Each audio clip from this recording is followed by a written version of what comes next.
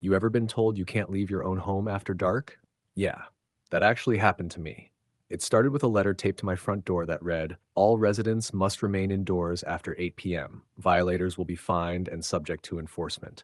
No signature, no official seal, just the HOA logo stamped in bold red ink. Before we dive in, comment which country you're watching from. Let's see how far this story travels. At first, I thought it was some kind of prank. Who tells grown adults they can't walk outside on their own property? But sure enough, the next day, everyone in the neighborhood was talking about it. Turns out the new HOA president, Brenda was behind it, claiming the rule was for community safety after a few reported car break-ins nearby. Brenda wasn't your typical HOA type. She walked the neighborhood like she owned it, clipboard in hand, pen tapping as she took notes on people's driveways, fences, even the color of porch lights. And when she spoke, people listened. She had this unnerving mix of fake calm and quiet authority that made you second guess your own rights. I tried to stay calm. My house sat on the edge of the neighborhood. Quiet street, long driveway, fenced yard. I figured the nonsense would blow over. But Brenda didn't like being ignored.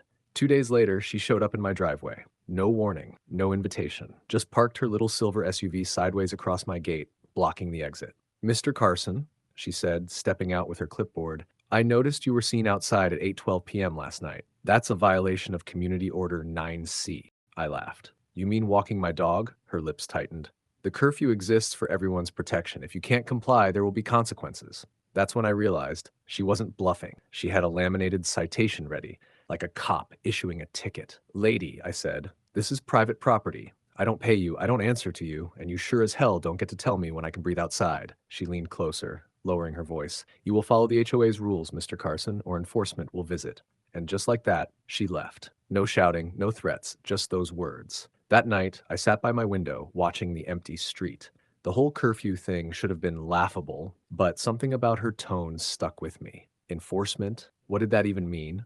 Then I started noticing strange things. A car idling near the corner, lights flicking on and off at random, and the sound of footsteps past my fence after dark. The next morning, a second notice appeared. Slipped under my door. Final warning, 8 p.m. violations will trigger immediate HOA enforcement action. That's when I decided I wasn't backing down. If they wanted to enforce their fake curfew, they'd have to come face to face with me, because no one, not even some wannabe HOA tyrant, gets to tell me when I can step outside my own damn house. It was 8:47 p.m. The air was still, the kind of quiet that makes every sound echo just a bit too loud. I stepped out to grab a toolbox I'd left in my truck.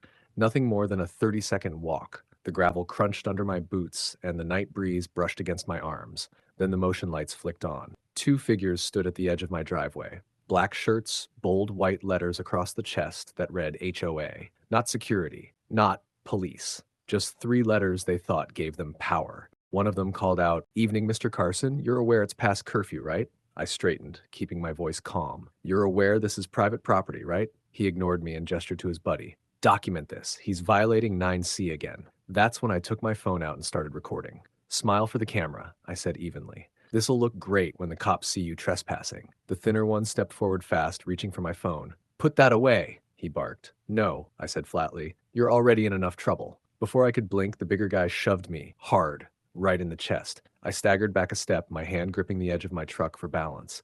The surge of adrenaline hit instantly. "You just made a mistake," I warned. He swung first, wide, sloppy, meant to scare me. I ducked under it, caught his wrist, twisted, and used his own weight to throw him down hard onto the gravel. The crunch beneath him echoed sharp in the quiet night.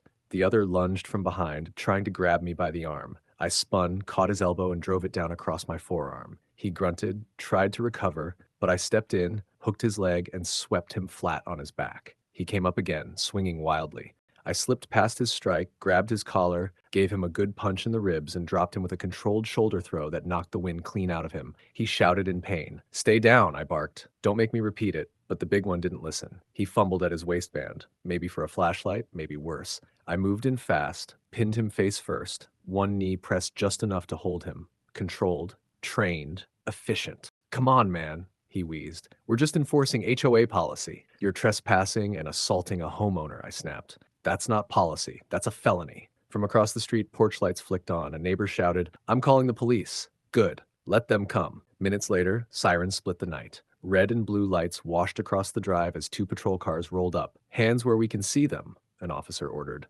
I raised mine, stepping back from the two groaning men. They attacked me on my property, I said calmly. It's all on my phone. The officers moved in, separating everyone. One glanced at my forearm, paused at the sight of the Marine Corps insignia inked there. You're military? He asked. Retired USMC, I replied simply. They picked the wrong guy to jump. The officer nodded, turning cold eyes on the attackers. You two are done. Stand up. You're under arrest for trespassing and assault. As the cuffs clicked, Brenda Holloway's voice carried faintly from across the street, panicked, shouting something about misunderstandings. I didn't bother to look. I just watched the lights flash against my fence and thought, this wasn't an HOA anymore. It was a cult with clipboards and muscle. And Brenda had no idea what kind of storm she just started. If you're enjoying this HOA story so far, like and subscribe, because the story is only going to get better. The two self-proclaimed HOA enforcers were cuffed near the back of a cruiser, bruised, winded, and suddenly not so tough. One officer walked over, flipping through his notepad. You said they confronted you first? I nodded, replaying the footage on my phone. Every second was there. The shove, the threats, the first swing, and the takedown. The officer leaned in, watched quietly, then exhaled through his nose. Well, he said, looks like they picked the wrong homeowner. While I was giving my statement, another unit went to verify them of being authorized HOA patrol. That's when the truth came out. They weren't licensed for security, had no background checks, and were acting under Brenda Holloway's personal orders. She'd created a so-called community enforcement division after the supposed curfew violations and told them they had permission to detain residents if necessary. That lie unraveled fast. Brenda herself came marching down the street in a bathrobe, shouting that it was all a misunderstanding. The officers didn't buy it. They separated her, ran her name, and discovered multiple complaints already filed by other residents for harassment and intimidation. By midnight, everyone involved was taken downtown. The two enforcers were booked for trespassing, assault, and unlawful restraint. Brenda faced criminal impersonation of a security official, incitement, and conspiracy to commit assault. A detective pulled me aside before leaving. Mr. Carson, he said, I read your background report. Marine Corps? Retired, I replied. He smirked. Figures. Most folks wouldn't have handled it that cleanly. The next few days were chaos. Local news stations picked up the story.